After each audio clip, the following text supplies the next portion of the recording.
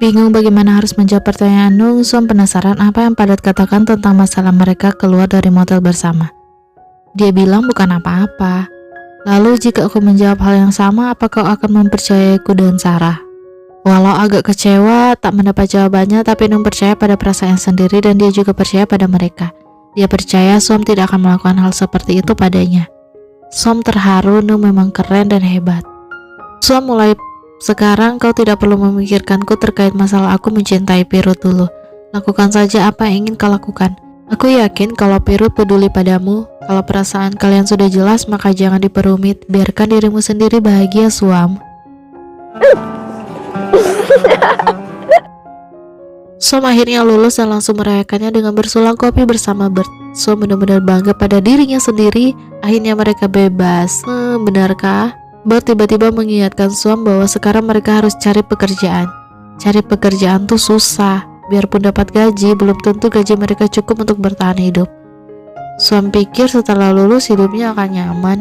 Jangan bicara begitu, kau punya suami yang menyokongmu. Lihatlah aku tidak punya siapa-siapa. Tiba-tiba terdengar jejeritan para wanita di luar. Mereka langsung keluar untuk melihat keadaan dan mendapati para mahasiswi lagi hobo mengagumi Songkram dan Damkring yang cakep abis bak idol. Ngapain mereka datang kemari? Snow White menyuruh kami menjemputku, Nus Suam.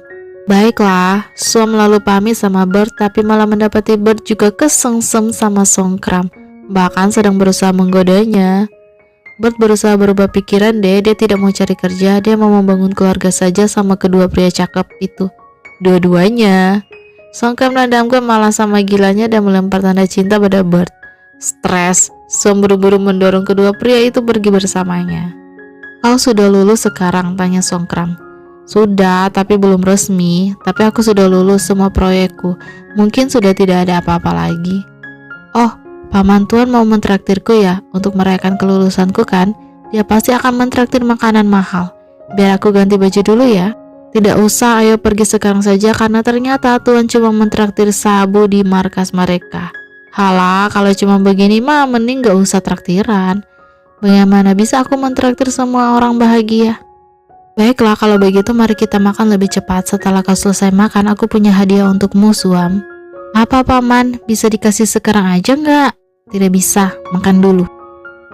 Begitu meja sudah bersih, tuan akhirnya memberikan hadiahnya yang ternyata hasil tes DNA Suam dan Kop. Suam tegang banget sampai tidak berani membukanya. Tapi Suk menyemangatinya untuk membukanya saja. Kebenarannya tidak menakutkan kok. Suam akhirnya memantapkan hati untuk membaca hasil tes DNA itu dan langsung menangis haru saking bahagia.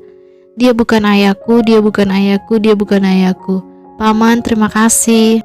Suam jadi bertanya-tanya siapa ayahnya yang sebenarnya. Kenapa ayahnya malah meninggalkan mereka di tangan orang kejam itu.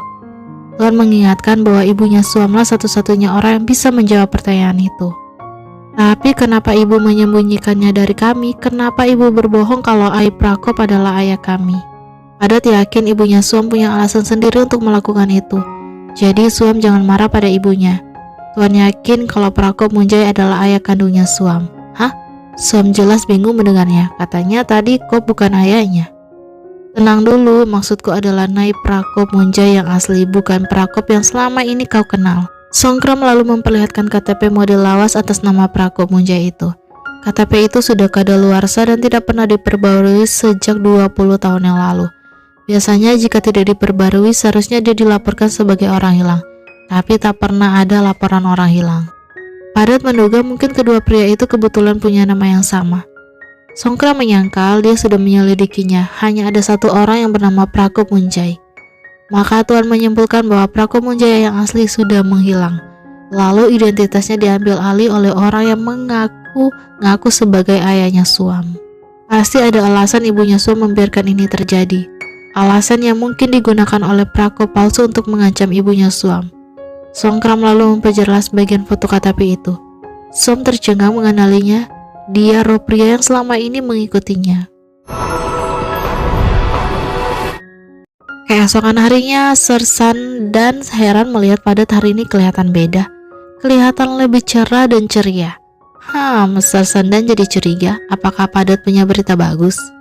Tepat saat itu juga Nung datang dan menyapa semua orang dengan sapaan ala Koreanya sambil membawa makan siang untuk semua orang dan pastinya untuk sang pacar tercinta.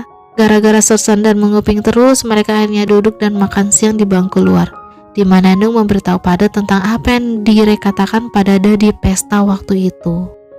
Tak lama kemudian Padat mengantarkan Nung ke mobilnya dan mengingatkannya untuk menyetir dengan hati-hati. Dan begitu Nung pergi, Padat langsung berubah serius dan langsung menelpon Snow White.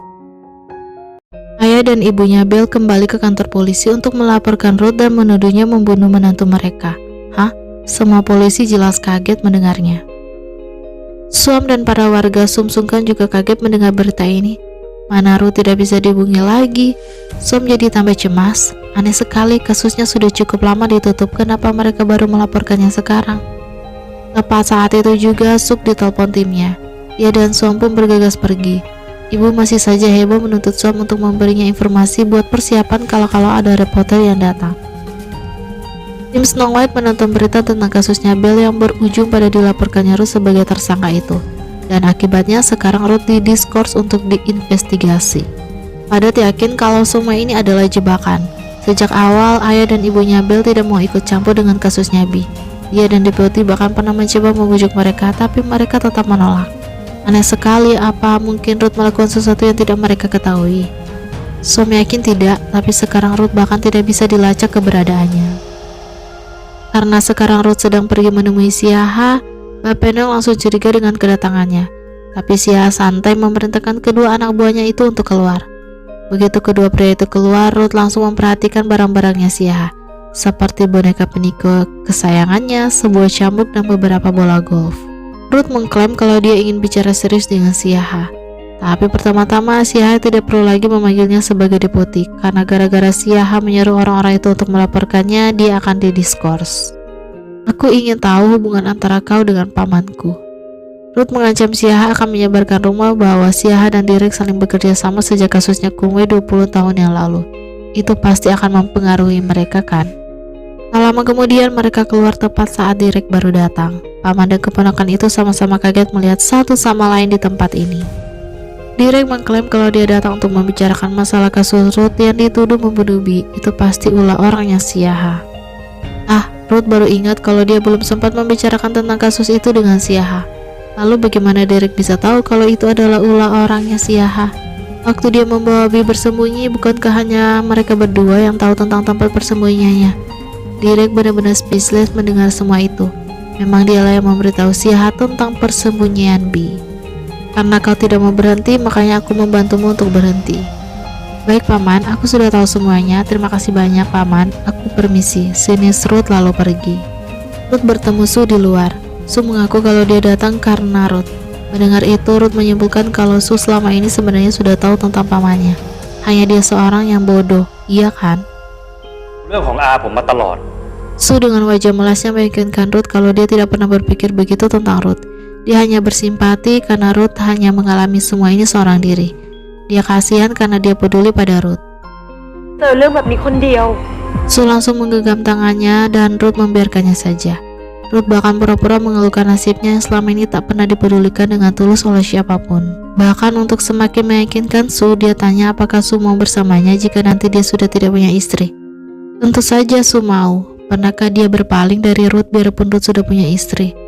Ruth tersenyum manis sekali, pura-pura senang. Di kantor polisi, Ruth mulai mengemasi barang-barangnya. Para letnan dan sersan datang tak lama kemudian karena mencemaskannya dan setulus hati mendoakannya untuk cepat kembali.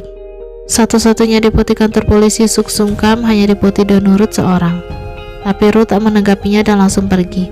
Para sersan dan letnan pun langsung menangis. Dan bersambung, kita lanjut di part selanjutnya. Bye-bye.